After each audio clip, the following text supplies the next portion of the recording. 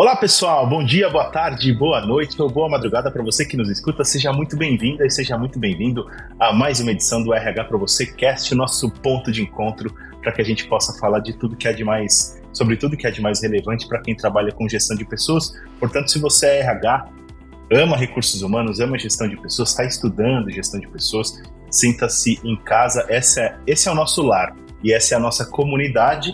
Aliás, falando em comunidade, já quero deixar aqui o convite para você seguir o RH para você nas redes sociais. A gente está em todas elas, basicamente. Facebook, Instagram. No LinkedIn você vai encontrar outros 80 mil profissionais de recursos humanos trocando ideias e insights todos os dias, tanto no nosso grupo quanto na company page do RH para você por lá. Fica a dica para você fazer parte, de fato, desse grupo, dessa comunidade e se conectar com outros RHs também. E a dica final, digamos assim, é acessar o rhpravocê.com.br, porque lá você vai encontrar conteúdos novos produzidos pela nossa área de conteúdo, pela nossa área de redação, que é capitaneada pela Gabriela Ferigato, jornalista e redatora e editora do RH para você. E lá também você vai encontrar vários outros conteúdos, né? Porque a gente tem um time de colunistas que são só experts em RH, a gente tem a área de Collab, que justamente são artigos produzidos pela comunidade de RH, leitores do RH para você, que nos mandam conteúdos novos todos os dias também. Você vai encontrar conteúdos de marca, vários conteúdos legais também produzidos por marcas parceiras do RH para você. Fica o convite para você acessar tudo isso e navegar em todos os conteúdos do RH para você. E a gente vai falar hoje sobre pesquisa, inclusive que o RH para você, o Grupo Top RH, esteve envolvido junto com o InfoJobs, uma pesquisa que está dando o que falar, até porque já teve uma repercussão muito grande na mídia e tudo mais. E a gente fica super feliz de ter como convidada aqui a Ana Paula Prado, que é CEO do InfoJobs, e ela ajudou também a gente a costurar toda essa pesquisa, tem ajudado bastante na divulgação, e a gente tem dado algumas entrevistas sobre ela também, e agradeço super a sua participação, viu, Ana? Um prazerzaço estar aqui contigo hoje. Eu que agradeço, Daniel, pelo convite, agradeço também, eu acho que esse envolvimento na pesquisa que foi muito bacana, então muito feliz em estar aqui hoje. E demais. Está aqui com a gente também a Gabi, né? A Gabriela Ferigato, que é editora do RH para você. Tudo bem aí, Gabi? Tudo bem, Dan? Obrigada pelo convite. Prazer, Ana, estar aqui com a gente para debater essa pesquisa que, como o Dan falou, foi bem bacana. A gente descobriu muitos dados importantes e hoje a gente vai conseguir dar uma costurada aqui para vocês.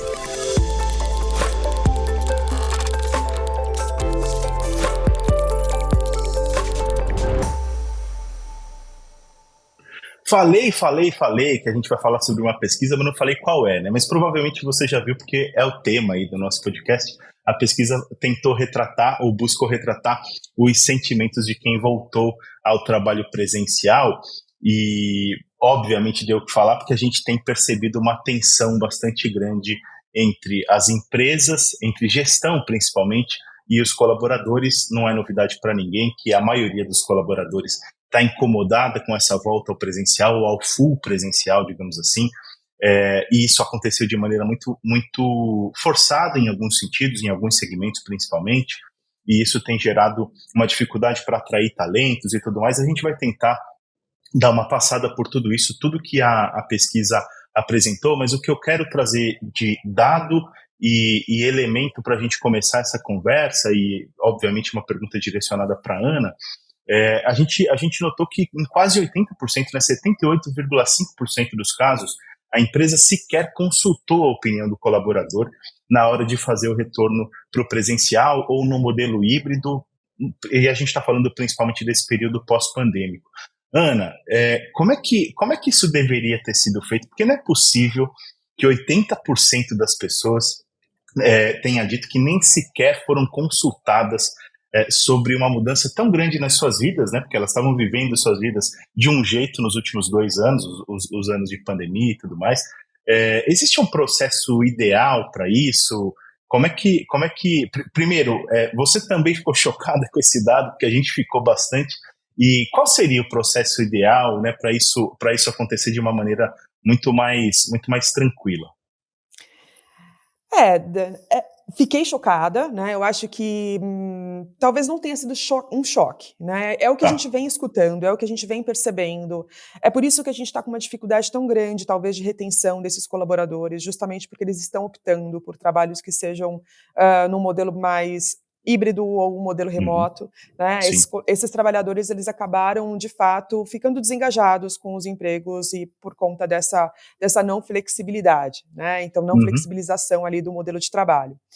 É claro que a gente tem que levar em consideração, né, o seguinte, acho que tudo é novo para os trabalhadores, novo para as empresas, e todos estão tentando fazer o melhor. Eu acho que, eu costumo dizer que, geralmente, quando você toma algum tipo de decisão, você está tentando fazer o melhor, né? E daí, o que pode ter passado pela cabeça dessas empresas, ou o que pode ter acontecido, né? Então, quando você tem algum tipo de prejuízo quanto à produtividade, quanto ao resultado, né? Ou quando você tem algum tipo de prejuízo quanto à cultura, engajamento, enfim, o caminho mais fácil é você voltar ao modelo que você tinha antes de pandemia, né? E voltar ao modelo antes de pandemia é voltar para o escritório, né? Voltar para o escritório ao contrato que essas pessoas já tinham, né? Então, essas pessoas, elas já tinham um contrato que não era flexível, não era híbrido, não era remoto, enfim, né? Então, talvez esse tenha sido o pensamento dessas empresas nesse momento, né?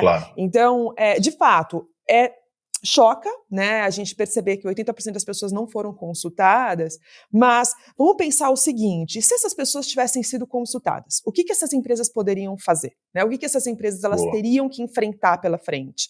Né? É claro que o que eu penso como o melhor caminho, né, eu acho que a gente não pode dizer como as empresas têm que trabalhar, né? Eu acho que aqui depende muito de cada setor, de cada realidade, de cada resultado, enfim. Mas eu vejo que a comunicação pode ajudar muito nesse processo, né? Então, é o que você disse, as pessoas elas estão acostumadas, elas já estavam vivendo o momento em que elas estavam em suas casas, trabalhando, elas já não gastavam mais 2 horas de transporte na ida, na volta do escritório, né? Que eu acho que a qualidade de vida, de fato, ela é prejudicada, né? Quando a gente fala de um trabalho presencial, ainda mais, né, em algumas grandes cidades do Brasil, ou até, né, a gente tem os problemas de transporte, mas quando a gente tem comunicação, as pessoas conseguem se programar, né? Então, essa comunicação, com algum tipo de prazo, ela faz com que as pessoas elas encarem essa novidade, que não é tanta novidade, porque isso já acontecia antes de pandemia, mas elas encarem de uma outra forma. Tá? Então, talvez, né, o que eu tenho aí como um modelo ideal é justamente a gente conseguir ter uma comunicação muito franca, muito transparente com essas pessoas, mostrando o que vai acontecer, né? E dando algum tipo de prazo para que essas pessoas elas se adaptem a esse novo modelo, né? A um novo, não tão novo assim, né? Então, eu iria muito mais por esse lado do que dizer que as empresas todas deveriam ser híbridas ou 100% remoto, porque a gente sabe que são diversos tipos de negócios, diversos tipos de realidade, né? E aí a gente tem que levar muitas coisas em consideração. Mas comunicação é algo possível para todos nós, né? Então a gente consegue planejar, a gente consegue ouvir, né? E nessa comunicação a gente pode fazer uma pesquisa, não só uma pesquisa falando, né, o que você prefere, mas como é que você se adaptaria, quanto tempo você precisaria para isso, só pelo fato de essas pessoas se sentirem ouvidas, se sentirem cuidadas, certamente esse período seria com menos conflitos, né? Então, muito mais aceito. Então, essa é a minha opinião, não sei se vocês concordam. Eu acho que esse é o ponto, Ana, porque não se trata da gente fazer uma defesa do modelo presencial, modelo híbrido, modelo home office, até porque cada empresa conhece a sua realidade e tudo mais. Mas uma defesa da comunicação transparente, franca, eu acho que a gente deve e precisa fazer, né, Gabi? E precisa até pela questão do engajamento e, né, de como você vai reter e atrair, né, porque você precisa atrair esses profissionais que também se acostumaram com o modelo e para os que estão ainda na empresa, né, então acho que para atração e retenção você precisa ter isso bem claro. E até, bom, para contextualizar também, a gente conversou com mais de 1.000, conversou não, né? A pesquisa contou com a participação de 1.008 respondentes e a gente abriu para todos os tipos de modelo, tanto 100% presencial, que era a nossa ideia também entender como esse pessoal estava se sentindo nesse processo de retomada, no híbrido e no 100% home office. A maioria foi realmente o 100% presencial, que foi quase 50%, que 47,2% e 33,2% híbrido. Então, para contextualizar aqui nosso público, e aí, até para continuar com as nossas descobertas e muito isso na comunicação, nos sentimentos, teve outro dado que também chamou muita atenção, que aí agora a gente vai no aspecto de qualidade de vida e bem-estar, né, que a gente tem falado muito disso. Então, a maior parte dos profissionais, 58,3%, diz que se sente menos produtivo ao final de um dia de trabalho presencial. E 64,4% sentiram que a qualidade de vida piorou ao voltar ao modelo presencial. Então, Ana, são dados bem, sim, importantes, porque aí você está falando, a gente não tem como determinar o que cada negócio pode fazer, cada segmento, cada indústria tem o seu tipo de trabalho, mas são dados que precisam ser vistos, né? Como que a pessoa o trabalhador estava 2 vezes por, né, indo presencial, mudou para 5, e aí teve um impacto muito forte na vida dele, na qualidade de vida dele, mas o negócio vai continuar. Mas como o negócio continua com esses dados, né? Então, como as empresas, os gestores, o RH pode olhar com atenção esses números, eles podem retomar um negócio, mas focando mais em qualidade de vida e bem-estar, em um processo de retomada? O que pode ser feito, você acha? Eu acho que aí a gente tem que entender como de fato, né? Eu acho que a qualidade de vida, quando a gente fala de um trabalho presencial, ela é afetada justamente pelo tempo que a gente tem de deslocamento, né? A maioria dos casos é isso, né? Então, o tempo de deslocamento acaba afetando muito as nossas vidas. Então, a gente acaba, de fato, no final do dia, muito mais cansado, porque a gente teve um trabalho já antes para chegar no trabalho, né? Além disso, a gente tem também uma organização da nossa vida, né? Então, uma mãe, ela vai ter que pensar como é que vai ser, né? Como é que ela vai conduzir a maternidade ali, qual que vai ser a rede de apoio dela, ela precisa contar com outras pessoas para que aqueles filhos eles sejam cuidados, né? Porque ela está ali no trabalho presencial. Não que isso não aconteça quando ela está no trabalho remoto, mas é diferente, né? É um pouquinho diferente. Eu acho que o que as empresas podem pensar aí é o que pode ser flexibilizado ou o que pode ser melhorado para que essa condição ela seja melhorada, né? Então, vamos supor, poxa, talvez a gente pensar no tempo, né? Então, o horário de trabalho ele pode ser flexível, em que essa pessoa ela tenha menos período ali sendo consumido pelo transporte, né? Então que ela não precise estar no transporte dentro de um horário de pico, né? Dentro de um horário que a gente sabe que tem mais pessoas ali acessando esse transporte, ou quantos dias na semana que essa profissional realmente deve estar no escritório, né? Será que eu consigo reavaliar isso e entender como é que eu posso trabalhar essa flexibilidade, né? Então, eu acho que são esses os pontos que as empresas podem pensar, né, para justamente melhorar essa qualidade de vida desse trabalhador, né? Então, ela consegue, sim, olhar, né, entendendo qual é o mercado dela, entendendo qual é a realidade, qual é o setor que esse trabalhador ele está, né, alocado, ele faz parte, mas ela pode entender um pouco mais quanto à flexibilidade, o que ela pode oferecer para ele que ele tenha um trabalho com menos estresse, né? Que ele não se sinta menos cansado no final do dia. Tá? Então, acredito que isso também possa colaborar. Eu concordo, Ana. E assim, a questão da qualidade de vida, da saúde mental, que a gente tem falado tanto nos últimos anos, né? Eu acho que muita coisa pode cair por terra simplesmente por uma decisão top-down de, agora acabou, chega, todo mundo de volta para o escritório, e isso mexe muito com as vidas das pessoas, né? Então, realmente, esse cuidado um a um, entender como funciona o deslocamento, entender as rotinas das pessoas também, dar um tempo para as pessoas se readaptarem. Eu acho que tudo isso é fundamental, né? E Dé, você falou uma coisa que é muito importante, que é saúde mental, né? Então, acho que, além de tudo isso, quando a gente fala sobre flexibilidade, sobre possibilidades, eu acho que a gente está falando sobre escuta ativa, né? E a gente tem que escutar os nossos colaboradores, nós temos que saber o que está acontecendo com eles, justamente para que eles tenham uma segurança, né, psicológica, inclusive, dentro desse trabalho. Né? Então, essa escuta, né, intencional e ativa, ela faz parte, né, também dessas ações que são ações em que você vai contribuir com uma melhor qualidade de vida daquele colaborador. Né? Então, exatamente. é importante que a gente tenha esse movimento também dentro das empresas. E que a gente consiga, de Perfeito. alguma forma, medir, né? Também, É eu isso. sempre digo que o que não é medido não pode ser melhorado, né? Isso é em todos os aspectos, né? A gente entender como eles estão, o que eles estão achando, né? Como é que está sendo, como é que foi encarado esse movimento, né? Então, isso tudo a gente consegue medir para conseguir pensar em diferentes ações ou diferentes atitudes, né? Para melhorar essa qualidade de vida. É isso aí.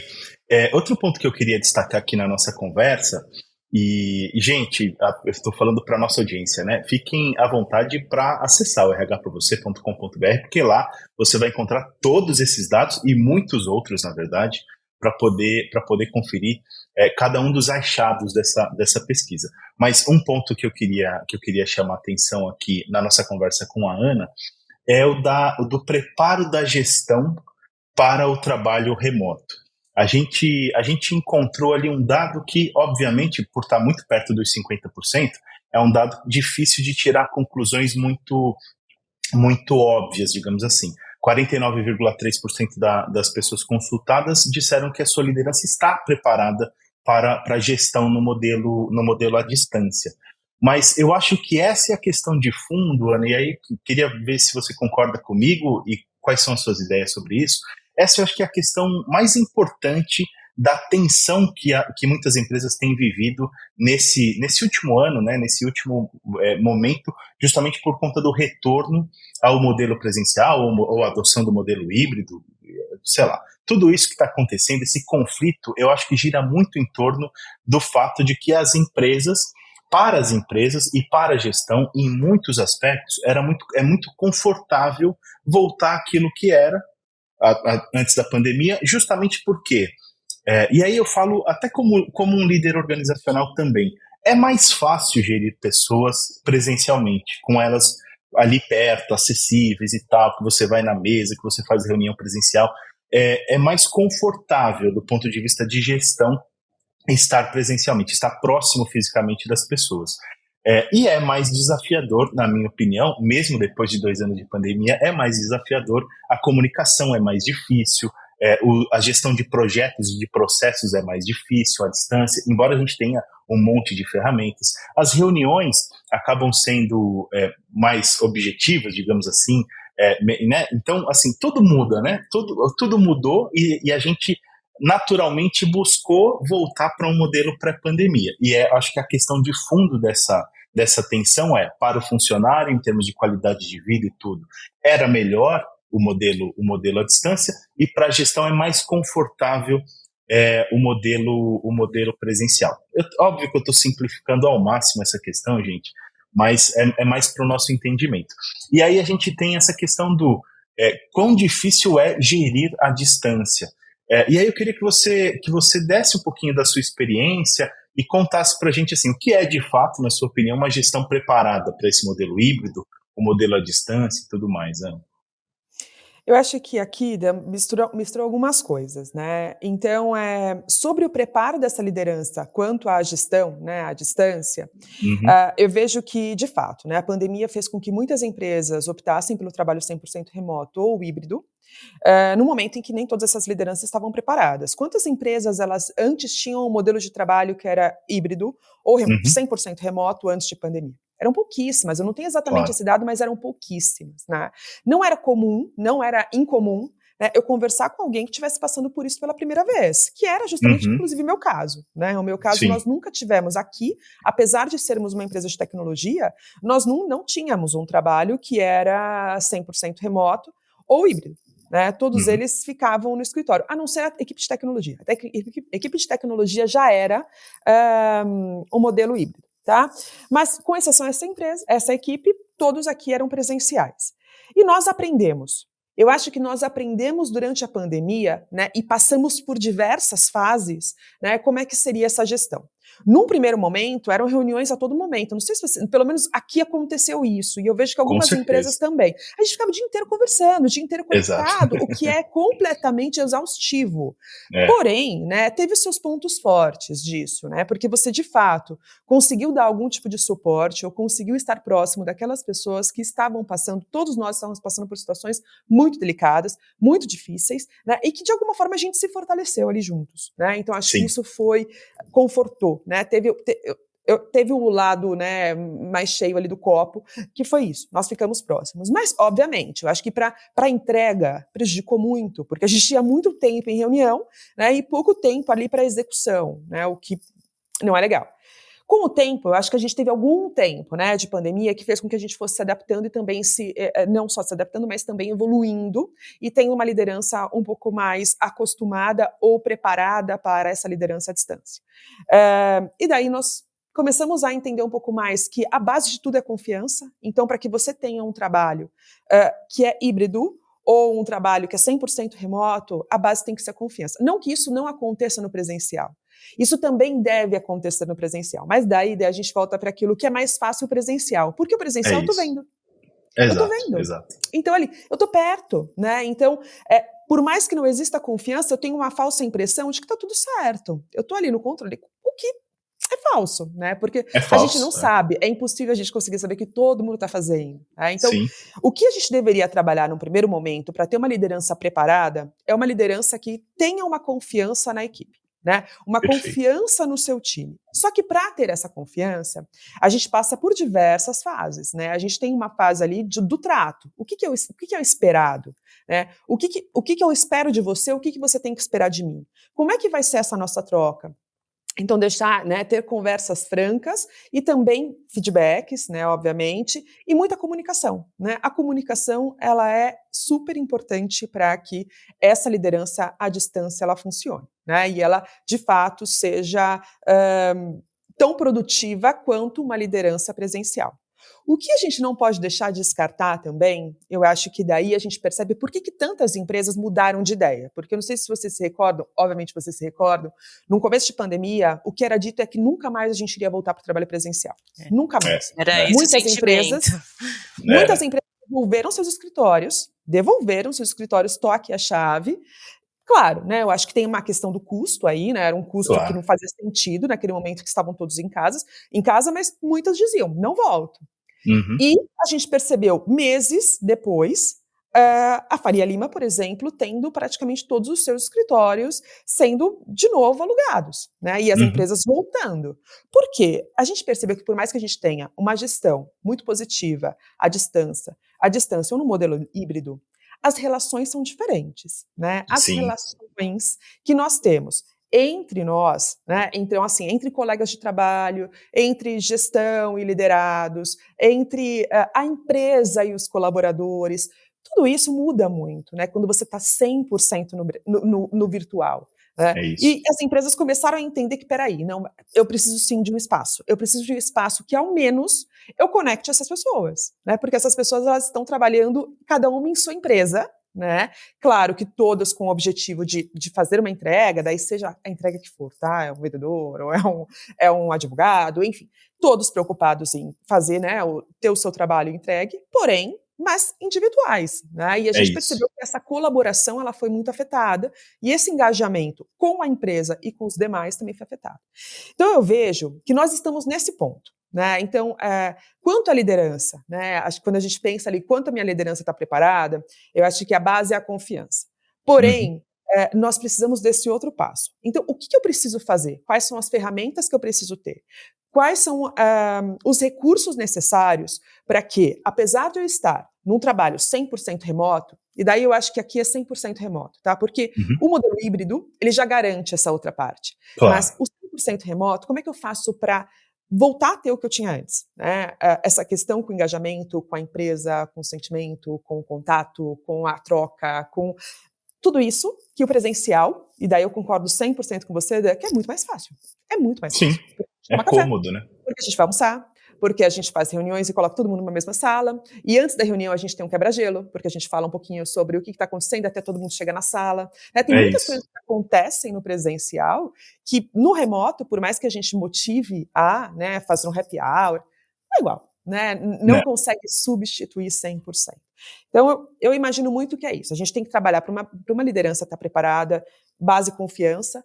A partir do momento que a gente tem uma base confiança, eu já quebro essa barreira, né, de que eu preciso ver o que está sendo feito para acreditar, né? Então É eu vou isso. olhar resultado, né? Eu vou olhar resultado. Eu não preciso estar conectado com você todos os dias, né? Então, e depois disso a gente tem que pensar em engajamento, né? Como é que a gente faz para conectar essas pessoas, essas relações?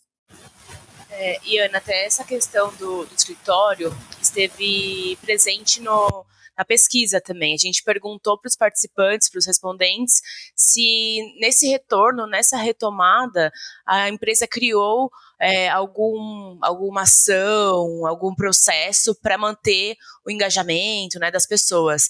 E 73,9% dos participantes falaram que não. As empresas não criaram ações, mas entre as pessoas que disseram que sim, tiveram ações, a primeira, né, com 18,4%, foi sobre a reestruturação do escritório.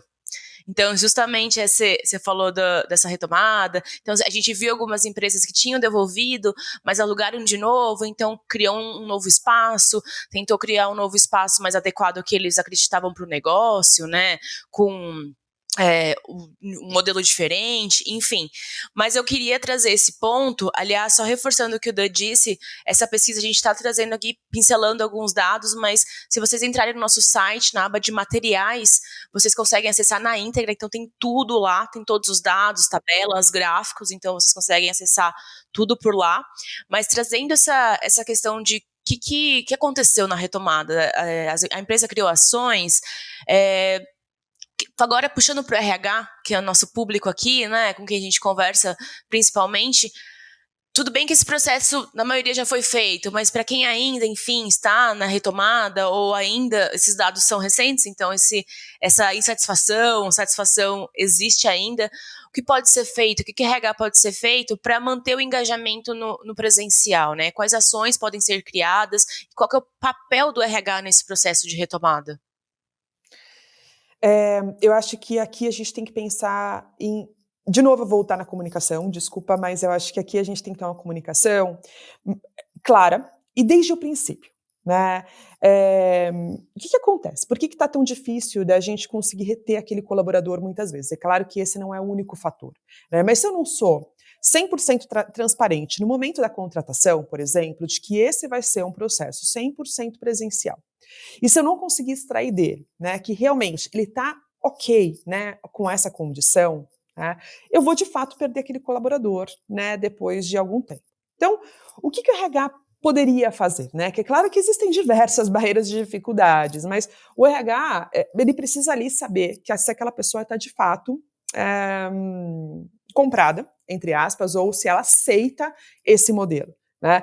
E eu acho que também tem uma outra questão, né, da gente pensar em trazer pessoas para a nossa empresa. É claro que isso não é possível 100% dos casos, mas a gente olhar também para a localidade, né? Então, onde é que aquele trabalhador, e eu acho que aqui a gente fala isso para empresa pequena, e média e grande, mas onde é que ele trabalha? Né? O que eu posso usar da tecnologia para trazer cada vez mais pessoas que estejam, né, muito mais próximas da minha empresa, né, para que ele não tenha um trajeto tão difícil, né? Então, a gente consegue sim, né, facilitar. Ana, mas daí a gente não vai englobar a periferia. Sim, de fato, né? Infelizmente, a gente sabe que as grandes cidades elas têm concentrações ali de escritórios.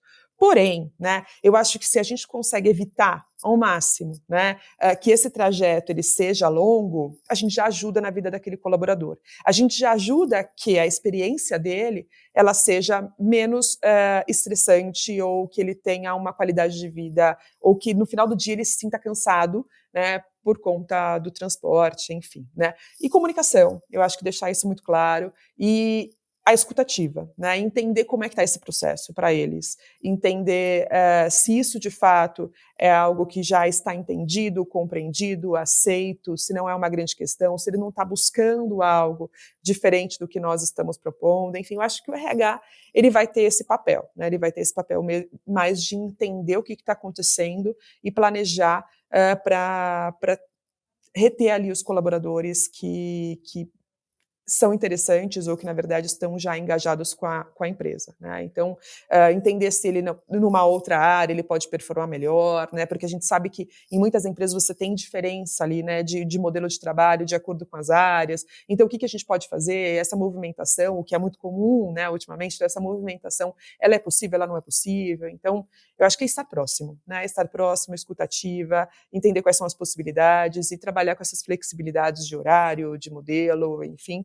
Claro que sempre de acordo com o negócio, né? E que por mais que seja top-down, que seja uma comunicação mostrando o motivo, né? Porque senão fica... É porque alguém quer. Porque eu quero. Né? E não é porque alguém quer, né? Assim, tem um motivo. Que o negócio esse precisa, alguém, ele quer, né? Enfim. Exatamente. Esse alguém quer justamente porque tem um motivo, né? E às vezes a gente tem que fazer algumas perguntas para essa gestão, para que a gente tenha essas respostas e que essas respostas elas sejam também levadas para a organização de uma forma geral, né? É claro que a gente vai, né, ali pensar qual que vai ser essa comunicação, mas eu sou muito a favor de comunicação transparente, né? Então, por mais que não seja o ideal, né? Então, por mais que não seja o mundo cor-de-rosa, mas eu levo, né, os motivos. Olha, o motivo é porque a gente teve uma queda de produtividade, é porque nós temos que atingir esse resultado, e assim por diante, né? Mas daí as pessoas começam a entender, né? Porque acho que quando você fica com aquela dúvida, você só fica com a impressão de que putz, foi muito ruim isso para mim e tal. Mas quando elas começam a entender, elas começam a fazer parte, né? Elas começam a, de fato, ali, a compreender e elas ficam engajadas com toda a organização. Tá? De uma forma muito simplória eu respondi isso, porque não tem receita de bolo, tá, Gabi? Isso. Então, assim, gostaria muito de ter receita de bolo. Gostaria muito. A gente também gostaria, claro. Mas a ideia aqui acho que é trazer os dados, enfim, as nossas experiências para que cada um absorva da sua forma e o que faz sentido para cada negócio, né? Sim, com certeza. Ana, obrigado, viu? Obrigado pela participação no episódio de hoje do RH Pra Você Cast. E quero te agradecer também pela nossa parceria com o InfoJobs, que rendeu essa pesquisa muito legal, que está repercutindo demais, e desejar sucesso para você. Sucesso para nós, Dan. Muito obrigada a vocês. Contem com a gente, tá? Contem com a gente. InfoJobs aí, nós temos 51 milhões de pessoas que estão cadastradas, nós temos como extrair muita informação, né, desses profissionais, trabalhadores de todos os cantos do Brasil. Então, com todos os setores, enfim, áreas, e isso é muito bacana, né? Então, que bom que a pesquisa fez sentido, eu acho que qualquer informação é muito válida para o mercado e para a gente também, né? Porque através da informação ou dessa medição a gente consegue planejar alguma ação, consegue contribuir com as empresas, tá bom? Então, muito obrigada pela parceria, pelo papo da Gabi, tá? Como sempre, muito bacana. Que demais. Gabi, obrigado também por ter participado hoje com a gente, viu? Obrigada, Dan. Obrigada, Ana. E de novo, obrigada pela parceria, que essa pesquisa ficou bem bacana.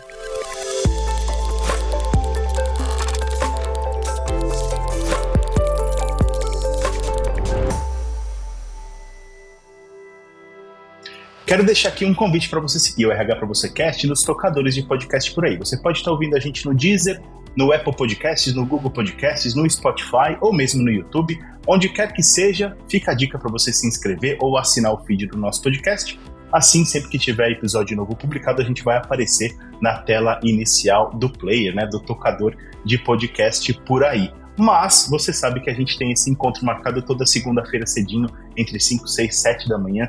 Tem episódio novo na área para a gente começar bem essa semana. E eu aproveito, inclusive, para desejar uma excelente semana para você. A gente se vê no próximo episódio do RH Pra Você Cast. Um grande abraço e até mais.